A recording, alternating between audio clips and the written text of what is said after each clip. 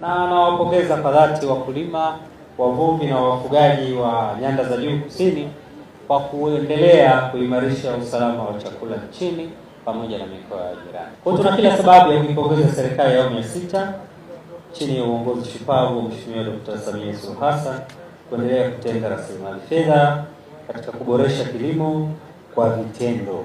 Mfano tu ni ongezeko la bajeti ya wizara hii. Kwa hiyo serikali ina nia thabiti, ina nia wazi katika kukuza kilimo kwa vitendo. Mifugo na uvuvi, bajeti yao inafika sasa bilioni 430.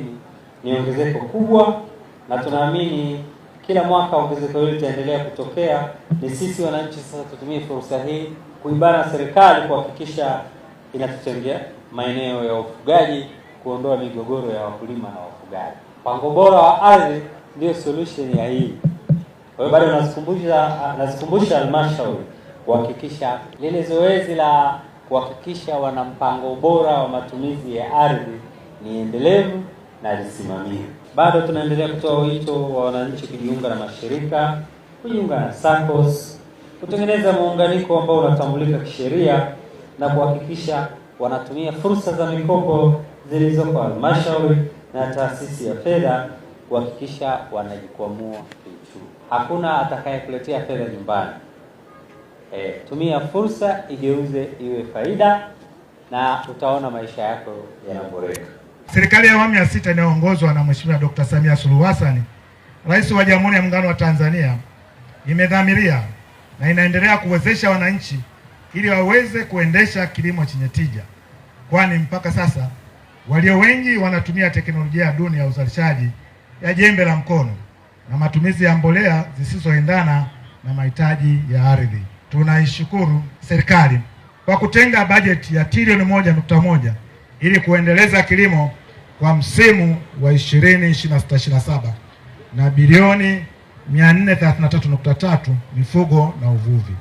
Tuna uhakika kuwa bajeti hii inakwenda kuleta matokeo chanya kwa wakulima na wafugaji, pamoja na uwepo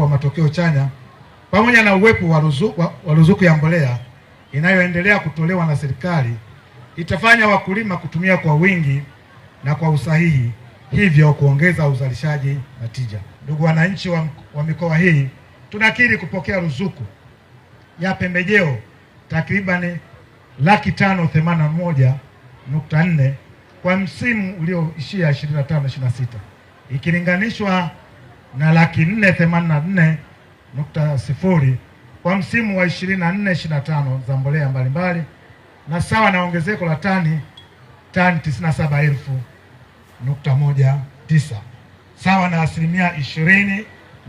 Aidha, katika mbolea hizi za msimu wa 2025/26 kuna ruzuku ya serikali yenye thamani ya shilingi bilioni 235.1.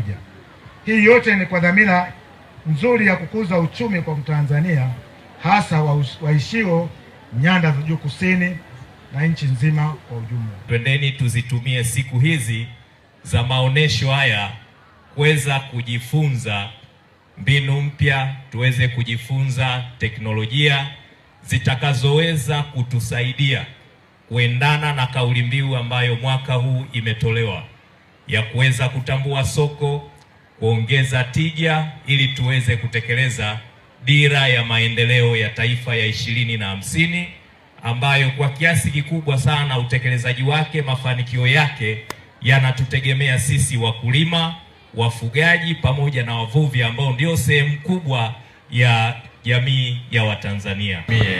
Maonyesho haya kama sehemu ya kujifunza ili kuongeza tija kwenye uzalishaji, haswa kwenye mazao ya kilimo, kwa sababu mikoa hii inategemewa kama ghala la chakula la taifa.